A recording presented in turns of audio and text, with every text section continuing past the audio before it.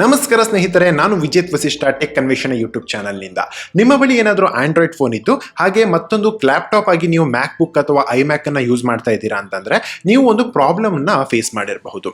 ಆ ಪ್ರಾಬ್ಲಮ್ ಏನು ಅಂತ ಹೇಳಿದ್ರೆ, ನಾವು USB ಮೂಲಕ ನಮ್ಮ ಒಂದು ಆಂಡ್ರಾಯ್ಡ್ ಫೋನ್ ಮತ್ತೆ ಐಮ್ಯಾಕ್ ಅಥವಾ ಮ್ಯಾಕ್ ಬುಕ್ಗೆ ಕನೆಕ್ಟ್ ಮಾಡಿದ್ರೆ ನಾವು ಫೈಲ್ಗಳನ್ನು ಟ್ರಾನ್ಸ್ಫರ್ ಮಾಡೋದಕ್ಕೆ ಆಗೋದಿಲ್ಲ. ಹೇಗೆ ನಾವು ಯೂಶುವಲಿ ಒಂದು ವಿಂಡೋಸ್ ಮತ್ತೆ ಆಂಡ್ರಾಯ್ಡ್ ಫೋನನ್ನು ಒಂದು ಕನೆಕ್ಟ್ ಮಾಡಿದ ತಕ್ಷಣ ಫೈಲ್ಗಳನ್ನು ಟ್ರಾನ್ಸ್ಫರ್ ಮಾಡಬಹುದು, ಆ ರೀತಿಯಾಗಿ ಮ್ಯಾಕ್ ಬುಕ್ನಲ್ಲಿ ಮಾಡೋದಕ್ಕೆ ಸಾಧ್ಯ ಇಲ್ಲ.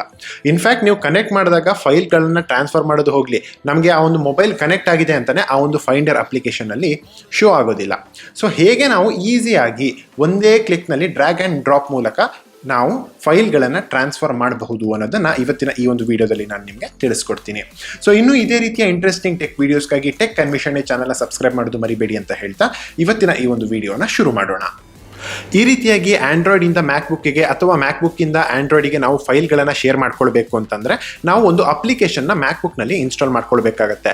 ಈ ಒಂದು ಅಪ್ಲಿಕೇಶನ್ ಬಂದ್ಬಿಟ್ಟು ಗೂಗಲ್ ಇದು. ಆ ಅಪ್ಲಿಕೇಶನ್ ಹೆಸರು ಬಂದ್ಬಿಟ್ಟು ಆಂಡ್ರಾಯ್ಡ್ ಫೈಲ್ ಟ್ರಾನ್ಸ್ಫರ್ ಅಂತೇಳಿ. ಸೊ ನೀವು ಯಾವುದಾದ್ರೂ ಒಂದು ಬ್ರೌಸರ್ನ ಓಪನ್ ಮಾಡ್ಕೊಳ್ಳಿ. ನಾನಿಲ್ಲಿ ಸದ್ಯಕ್ಕೆ brave ಬ್ರೌಸರ್ನ open ಮಾಡಿಟ್ಕೊಂಡಿದ್ದೀನಿ.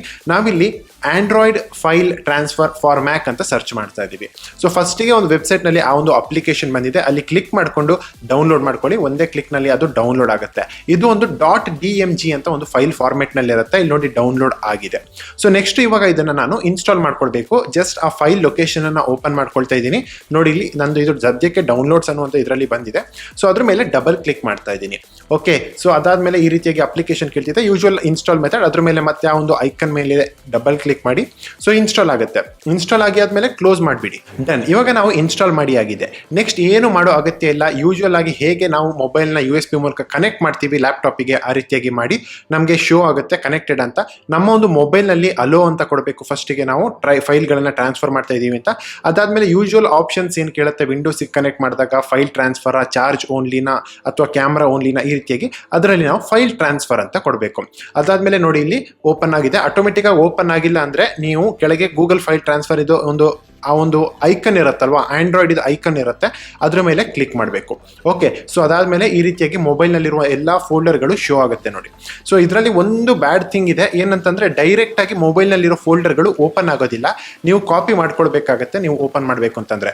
So just simple drag and drop ಮೂಲಕ, ಇಲ್ಲಿ ನೋಡಿ ನಾನೊಂದು ಎಕ್ಸಾಂಪಲ್ಗೆ ಈ ರೀತಿಯಾಗಿ ಡ್ರ್ಯಾಗ್ ಮಾಡಿ ಡೆಸ್ಕ್ಟಾಪ್ನಲ್ಲಿ ಡ್ರಾಪ್ ಮಾಡ್ತಾ ಇದ್ದೀನಿ. ಈ ರೀತಿಯಾಗಿ ಸಿಂಪಲ್ ಡ್ರ್ಯಾಗ್ ಆ್ಯಂಡ್ ಡ್ರಾಪ್ ಮೂಲಕ ಕಾಪಿ ಆಗಿಬಿಡುತ್ತೆ.